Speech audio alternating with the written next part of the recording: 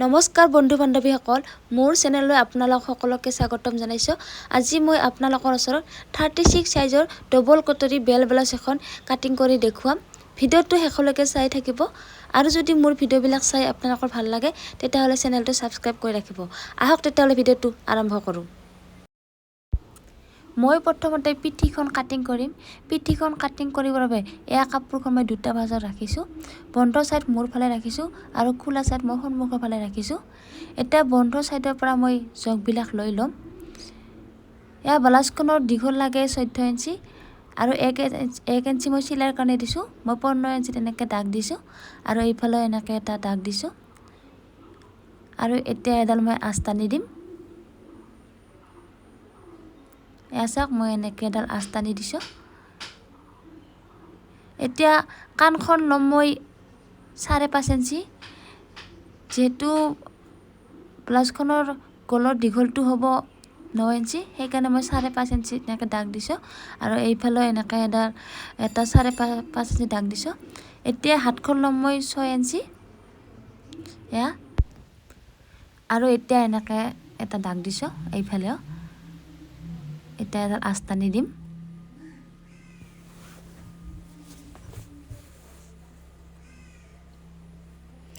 বুকু হৈছে 36 ইঞ্চি। 36ক যদি আমি 4ৰে ভাগ কৰোঁ তেতিয়া 9 ইঞ্চি হ'ব। এয়া মই 9 ইঞ্চিত এটা দাগ দিছোঁ আৰু 2 ইঞ্চি মই এক্সট্ৰা লৈছোঁ। কমৰ হৈছে 32 ইঞ্চি। 32ক যদি 4ৰে ভাগ কৰোঁ আমি 8 ইঞ্চি হয় আৰু 1 ইঞ্চি মই যিটো আমাৰ টেকিং দিব লাগে তাৰ কাৰণে 1 ইঞ্চি লৈছোঁ আৰু 2 ইঞ্চি মই এক্সট্ৰা লৈছোঁ আৰু এনেকৈ এডাল আস্তানি দিছোঁ। এতিয়া কমৰৰ টেকিঙৰ বাবে এয়া 9 ইঞ্চি হৈছে ইয়াত, তাতে মই মাজভাগত এনেকৈ এটা দাগ দি ল'ম আৰু ওপৰতো মই এনেকৈ দাগ দিছোঁ যাতে সমান হয়। এতিয়া টেকিঙৰ দীঘলটো ল'ম মই 4.5 ইঞ্চি। এয়া মই 4.5 ইঞ্চি লৈছোঁ আৰু এডাল আস্তানি দিছোঁ মাজৰ। এতিয়া টেকিঙৰ দুয়োটা চাইডে মই আধা ইঞ্চি ল'ম। এইফালে আধা ইঞ্চি আৰু এইফালে আধা ইঞ্চি ল'ম আৰু এনেকৈ আস্তানি দিছোঁ।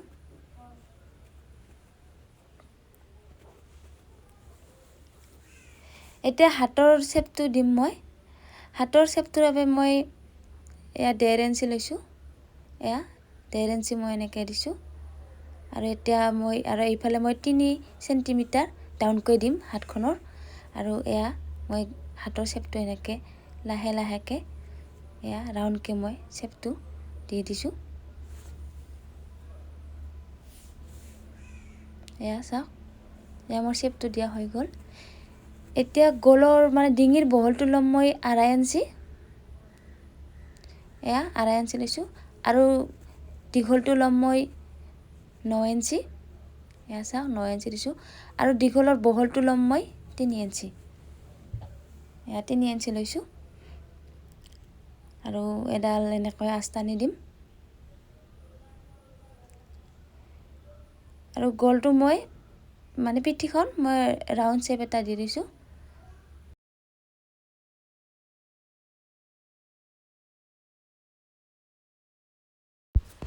এয়া চাওক পিঠিখন মোৰ জোখা মাপ লোৱা হৈ গ'ল। এতিয়া মই কাটিং কৰিছোঁ, এয়া কটা হৈ গ'ল।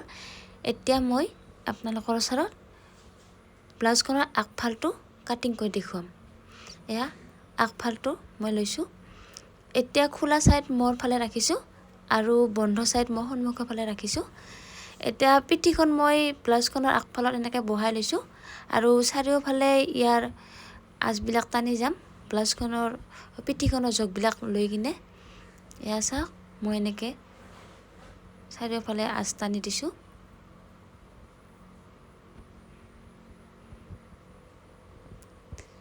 আপোনালোকৰ যদি মোৰ ভিডিঅ'বিলাক চাই ভাল লাগে তেতিয়াহ'লে মোৰ চেনেলটো ছাবস্ক্ৰাইব কৰি ৰাখিব।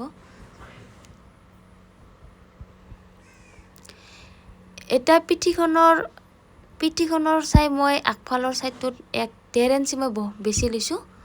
যিহেতু আগফালত মই কোনো কাপোৰ নলগাই তাতে মটকাই দিম, তাৰ কাৰণে মই 1.5 ইঞ্চি বেছি লৈছোঁ। এনে 1 ইঞ্চি ল'ব লাগে কিন্তু মই 1.5 ইঞ্চি লৈছোঁ। এতিয়া মই পিঠিখন ছাইডকৈ ৰাখি দিম। আৰু এতিয়া হাতৰ মই শেপটো দিবাৰ কাৰণে এয়া 6 ইঞ্চি দাগ দিছোঁ আৰু এডাল এনেকৈ আস্তানি দিম আৰু এইফালে মই এনেকৈ আস্তানি দিছোঁ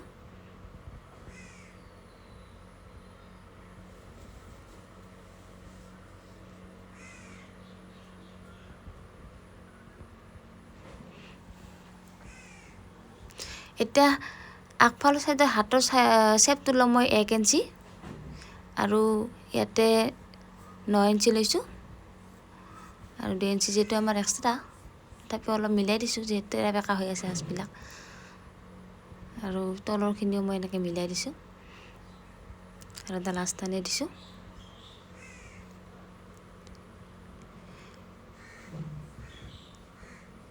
এতিয়া মই হাতখনৰ ৰাউণ্ড শেপটো দি দিম এয়া ওপৰৰ পৰা মই লাহে লাহেকৈ দিছোঁ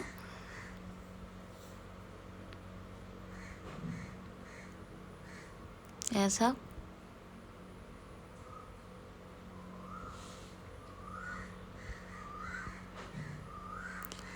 এয়া মোৰ ৰাউণ্ড শেপটা দিয়া হৈ গ'ল এতিয়া মই ডিঙিৰ বহলটো ল'ম মই 2.5 ইঞ্চি আৰু দীঘলটো ল'ম মই 6.5 ইঞ্চি আৰু বহলটোও মই ল'ম 2.5 ইঞ্চিয়ে আৰু এনেকৈ এডাল আস্তানি দিম আৰু ডিঙিটো মই এটা ৰাউণ্ড শেপ দি দিছোঁ এতিয়া ওপৰৰ পৰা বেল্টৰ কাৰণে মই 12 ইঞ্চি দাগ দিছোঁ আৰু এইফালে এনেকৈ এটা দাগ দিছোঁ আৰু এডাল আস্তানি দিম এতিয়া কটৰিটোৰ কাৰণে মই 6 ইঞ্চি লৈছোঁ আৰু এইফালে এনেকৈ লৈছোঁ যাতে সমান হয় আৰু হাতৰ শেপৰ পৰা মই 2.5 ইঞ্চি ল'ম আৰু এইফালে মই 5.5 ইঞ্চি ল'ম এয়া আৰু এনেকৈ মই ৰাউণ্ড শেপ এটা দি দিম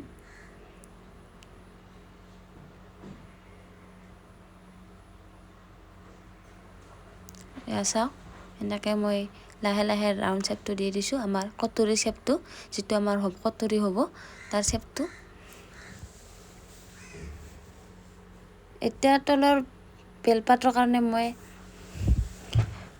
কটৰিৰ লগত যেটো বেল থাকে সেইটো তাৰ কাৰণে মই এই মাজতে মই দিছোঁ যেহেতু আমাৰ 6 ইঞ্চি হয় তাৰে 20 ভাগত 3 ইঞ্চি হ'ব এয়া আৰু এইফালে মই 3 ইঞ্চি ল'ম 3 ইঞ্চি আৰু মাজত ল'ম মই 2.5 ইঞ্চি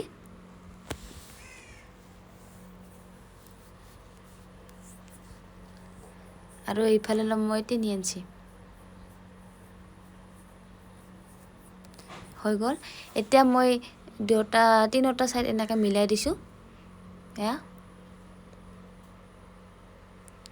আৰু বেলপাতৰ এইটো শেপটোৰ কাৰণে মই 1/2 ইঞ্চি লৈছোঁ 1/2 ইঞ্চি লৈ মই এয়া এনেকৈ অলপ ৰাউণ্ডকৈ আঁচডাল টানি দিছোঁ এতিয়া মোৰ আগফাল চাইডটো কাটা হৈ গ'ল এতিয়া কটৰিটো মই ডাঙৰ কৰিব লাগে এতিয়া বাকীখিনি মই এয়া সাইডকৈ থৈ দিছোঁ এতিয়া কটৰিটো ডাঙৰ কৰিবৰ কাৰণে এয়া কাপোৰ লৈছোঁ মই এই কাপোৰখনত মই কটৰিটো ডাঙৰ কৰিম এই কটৰিটো মই ধুনীয়াকৈ চাৰিওফালে সমান হোৱাকৈ বহাই লৈছোঁ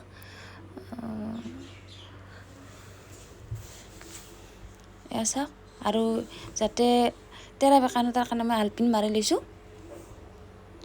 আৰু এতিয়া কটৰিটোৰ চাৰিওফালে মই এনেকৈ এডাল এডাল আস্তানি দিছোঁ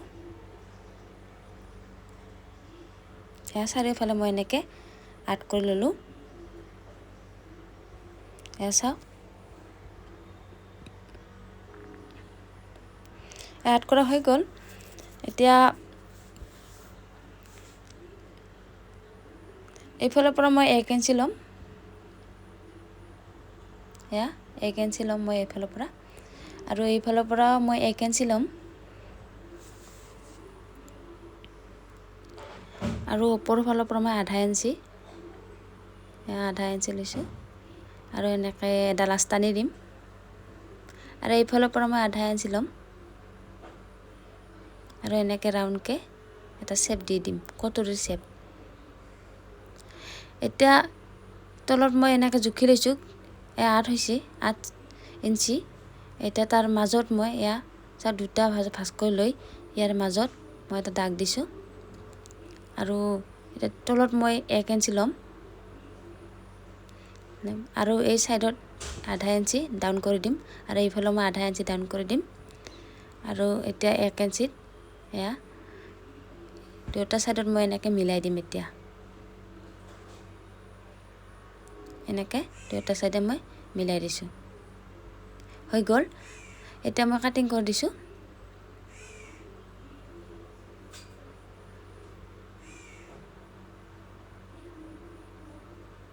এয়া চাওক মই এনেকৈ কাটি দিছোঁ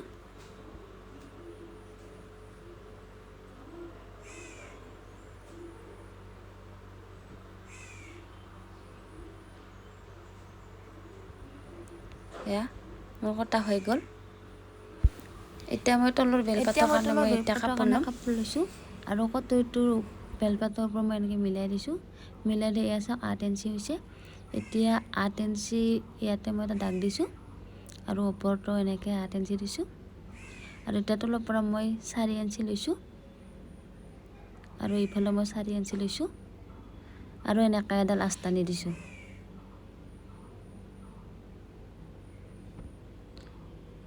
আৰু ইয়াৰ 20 ভাগত মানে মাজত এয়া চাওক মাজত এটা দাগ দি লৈছোঁ দাগ দি লোৱাৰ পিছত ইয়াতে তলত মই 1 ইঞ্চি ডাউনকৈ দিছোঁ আৰু এইফালে মই 1 ইঞ্চি ডাউনকৈ দিছোঁ এতিয়া এই কটৰীটো মই এনেকৈ মিলাই ল'ম মিলাই লৈ যিখিনি হয় তাৰপিছত এনেকৈ আস্তানি দিম আস্তানি দি এতিয়া চাওক এয়া এনেকৈ আস্তানি দি আৰু তলত মই এয়া হাফ ইঞ্চি ডাউন ওপৰত দি কিনে এয়া 1 ইঞ্চি দি কিনে এয়া এনেকৈ শেপটো দিছোঁ মই বেলৰ শেপটো মই এনেকৈ দি দিছোঁ এতিয়া মই গোটেইখিনি কাটি দিম এয়া চাওক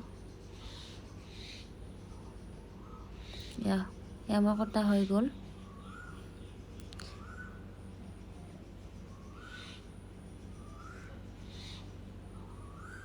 এতিয়া মই দুয়োটা মিলাই চাম সমান হৈছে না হোৱা নাই এয়া আমাৰ দুয়োটা সাইড সমান হৈছে এয়া চাওক সমান হৈছে দুয়োটা সাইড আমাৰ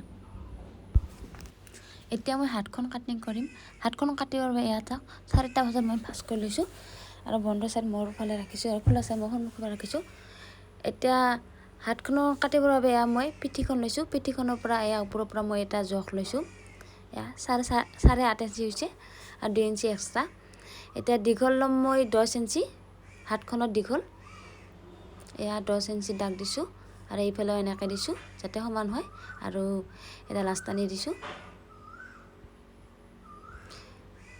এতিয়া হাতৰ যিটো আমাৰ তলৰ বহৰটো 5 ইঞ্চি লৈছোঁ আৰু এয়া 5.5 ইঞ্চি আৰু তলৰ 2 ইঞ্চি এক্সট্ৰা লৈছোঁ মই আৰু ডাউনত লৈছোঁ মই 3 ইঞ্চি আৰু এনেকৈ আস্তানি দিছোঁ ইয়াৰ পৰা মই 8.5 ইঞ্চি লৈছোঁ ওপৰৰ পৰা এয়া চাওক 8.5 ইঞ্চি আৰু 2 ইঞ্চি এক্সট্ৰা আৰু ইয়াতে মই 2 ইঞ্চি লৈছোঁ এনেকৈ 2 ইঞ্চি লৈছোঁ আৰু এনেকৈ আস্তানি দিছোঁ এয়া চাওক এতিয়া 3 চেণ্টিমিটাৰ মই ডাউন কৰি দি এয়া হাতৰ শেপটো মই এনেকৈ দি দিছোঁ এয়া মোৰ পিছফালৰ হাতখন আৰু এতিয়া মই আগফালৰ হাতৰ শেপটো দিম মই এইটো মোৰ আগফালৰ হাতৰ শেপ এয়া চাওক এয়া হাতখন কটা হৈ গ'ল মোৰ একবাৰ মই জুখি চাই দিছোঁ একবাৰ এয়া চাওক এতিয়া মই কাটি দিম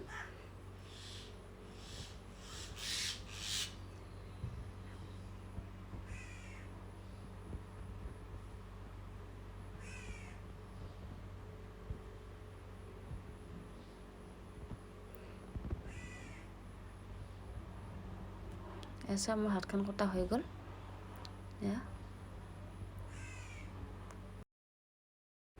এতিয়া আগফালৰ শেপটো মই একেবাৰে এটো কাটি দিম এনেকৈ সমানকৈ লৈ এনেকৈ কাটি দিছোঁ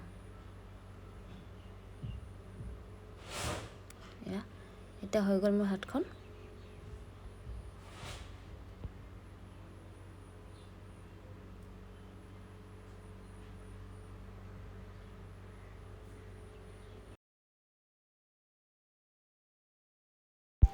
এয়া চাওক এই গোটেইকেইটা পাত মই মেইন কাপোৰ এনেকৈ বহাই লৈছোঁ আৰু আধা ইঞ্চি দূৰে দূৰে মই মেইন কাপোৰত এনেকৈ কাটি যাম এয়া চাওক